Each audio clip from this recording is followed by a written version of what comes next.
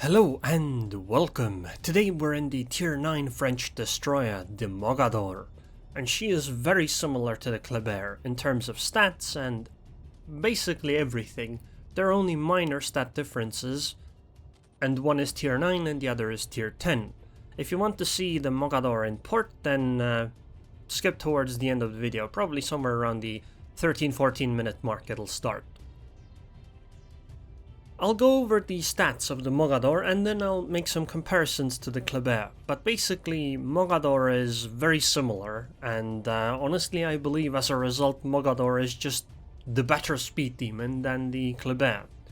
So, one other note is that I am using a full XP flag build in this match, meaning that I don't even have the speed flag, I have the XP camos and whatnot, so the ship isn't quite performing as well as you would expect normally, but, you know, she's still gonna be very strong. Now, let's get to some of the stats. Mogador is fast. She goes up to 45.7 knots with a speed flag, and she has a 20% speed boost, which puts her at 54.8 knots. This is only about half a knot slower than the Kleber. And she has the same torpedoes as the Kleber, which is very, very good.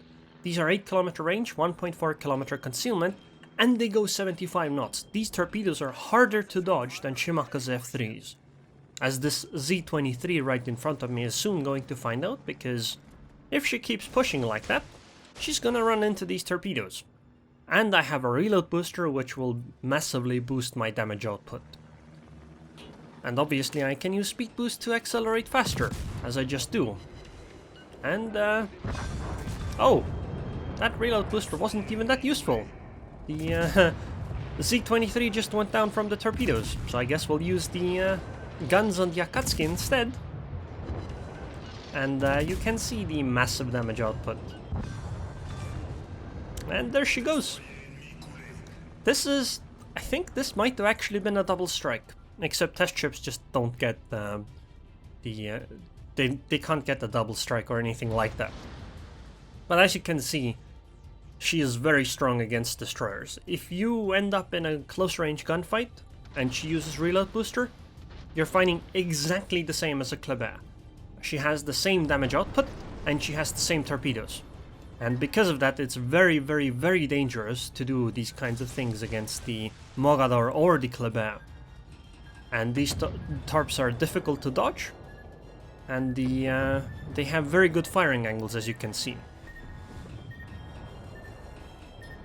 Now, she also has very good maneuverability, which makes her able to do long-range shelling, because, again, she's faster than a Khabarovsk, and she has better maneuverability than a Khabarovsk too. She has a 3.8 second rudder shift, with the rudder shift upgrade, which is much higher than the Khabarovsk, meaning you can wiggle your aft really, really, really well, and you'll see that a lot of that later on in this match. She also has lots of torpedoes, as you saw. It's 4x3, so 2 launchers per side of 3 torpedoes, and that's very nice.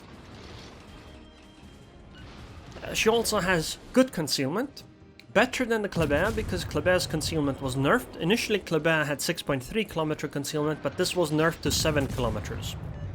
However, Mogador's 6.4 km concealment stayed the same. Now, I don't expect that this is going to stay this way. This isn't based on anything I've heard from Wargaming or anything like that. I just don't think it's likely that the fact that Mogador and Kleber are so similar that Mogador will keep her 6.4 km concealment. My expectation is that Mogador will get the same type of concealment nerf as the Kleber got. So she'll end up probably at 7.1 km concealment. At that point, you know, you might wonder whether going for a full concealment build is worth it, but, you know, we can argue that later. Maybe it is, maybe it isn't. It's, in my opinion, kind of difficult to tell. I might lean slightly towards the maybe not as great of an idea side. So, she has good firepower. She has about 175k DPM, just like the Kleber. And her reload booster doubles the damage output, which puts her above a Harugumo. So you really don't want to run into a close range fight, like you saw the two DDs do earlier with the Mogador. because she will just eat you alive, and there's very little you can do about it. You're not gonna win the gunfight. Even if you're a Haruguma, if you do the close range engagement when they use reload booster, you're gonna lose. Probably, anyway. Of course, if you very well outplay the Mogador, then, you know, all bets are off, but chances are pretty good that you're gonna lose. She also has a good fire chance, because she puts out so many shells with... Well, she has a standard good fire chance. It's 10% with the flags and IFHE. But the thing is that because of reload booster, she can set fire very easily again. So you set fire to a target, they use damage control party, you use reload booster and set fire on them again, because then your volume of fire is so much higher, and this is very useful. She has 20,200 HP base. With survivability expert she has 23,350 HP. Kleber is about 25k. Now let's talk about some negatives. The anti-air is bad. Compared to other destroyers, maybe not that different, but that doesn't really help you when a CV comes and attacks you. Luckily it hasn't happened so far in this game, but if it did, there wouldn't be all that much I could do about it, because unlike other destroyers, the Mogador or the Kleber, neither of them have a smokescreen, and they don't have an option for a smokescreen. So these ships are easy pickings for CVs. As a result, you know, in CV matches, especially if you know an aggressive CV, you might want to just sit back and try to not get targeted by the CV. I went a bit too close to this Baltimore, and oh god, that Leon is way too close to me. That hurt. And I'm way too close. She doesn't have a heal or anything like that, like the Habarovsk does, which means that she isn't going to be, you know, coming back from almost dead.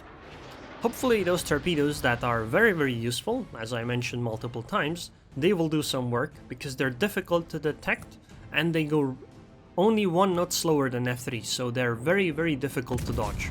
At least difficult to dodge intentionally. It's entirely possible to accidentally dodge them, kinda like the Baltimore did, or at least anticipate them. But I think this Leon is not going to dodge them very well. Unless the torpedo... Nope, they didn't run out. She got hit by 2 of them, which is good, because it means more damage to me. Especially since I'm playing a full XP loadout with the flags and camo. And now let's try to get the fire on her, because she has used damage control party. I have used reload booster for this. Now you might think this is a bit of a waste of reload booster, but I've found that I'm kinda not liberal enough with my reload booster usage sometimes. So I'm trying to fix that. I guess I'm gonna be fighting this Myoko, because the Kronstadt next to me is gonna go down soon, and I'm the only ship over here. But I think I can win this. My speed is gonna make me difficult to hit, and the Myoko only has 4k HP left. So if I could get like a fire right now, I could just dodge. I need to not run into the island, please. Oh, okay, goodbye Myoko. I launched the torpedoes because the Baltimore is sailing towards me, so it's possible that she'll run into them. But right now, if you look at the minimap, there's a Baltimore, Gascon, Donskoy, Leon, and a Fletcher here, and there was a Myoko too, and it's just me, only me. Mogador versus the world. Well, not really, because I think half the ships aren't really engaging me. In fact, right now, there's only 1 ship targeting me, and even that's occasionally. I tried to put some more distance between me and the Baltimore, but I also tried to have some horizontal distance. And look, I hit the Baltimore with the torpedo. Sure, it didn't do even 10k damage, but I believe, you know, some damage saturation might be in play there, and it did damage her quite significantly, and this will easily allow me to win this fight. Goodbye, Baltimore. And now it's off to pick out the new target, which is probably this Leon that seems to be sailing towards me. I guess she kind of forgot where she got hit by torpedoes from.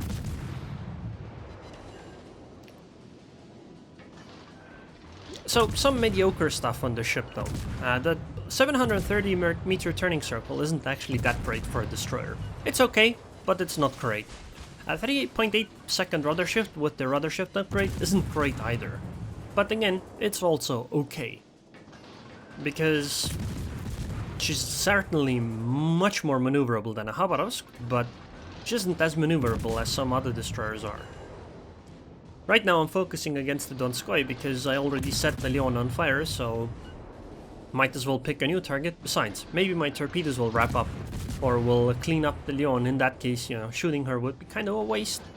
Besides, the Donskoy is much more likely to actually be able to hit me, and I think I'm going to be able to deal much more damage to the Donskoy.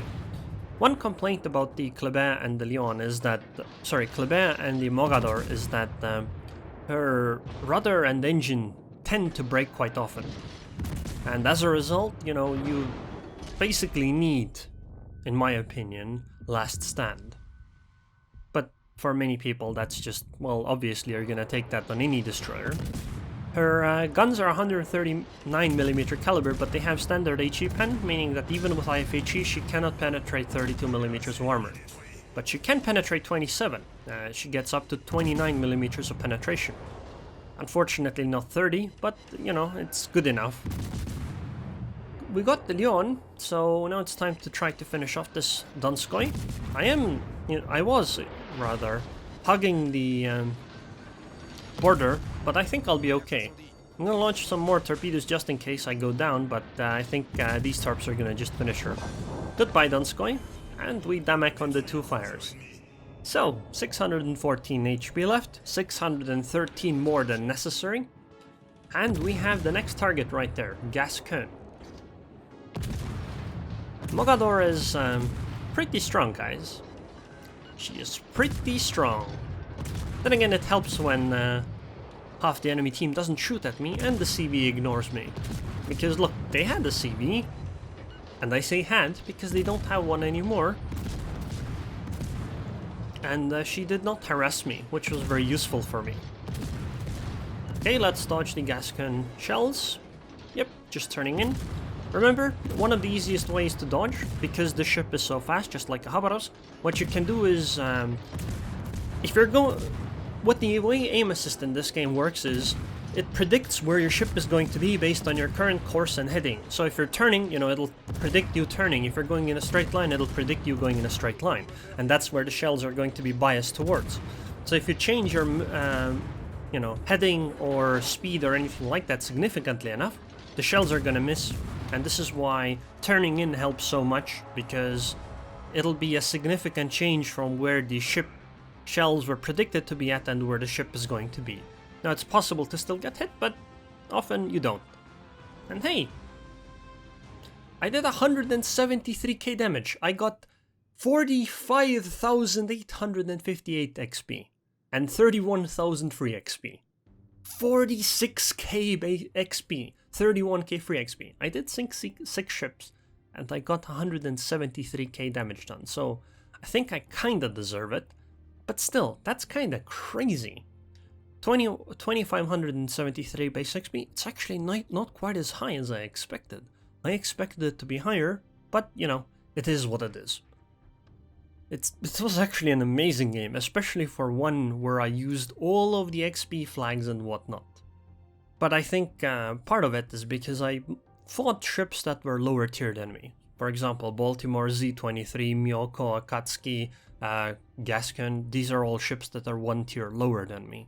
If they were tier 10s, you know, I might have had more success. Or even Myoko and Akatsuki are actually 2 tiers lower than me. But yeah, Mogador is very nice, and if she stays even somewhat like she is, she's gonna be insanely powerful. Here you can see the XP. All of the flags and whatnot.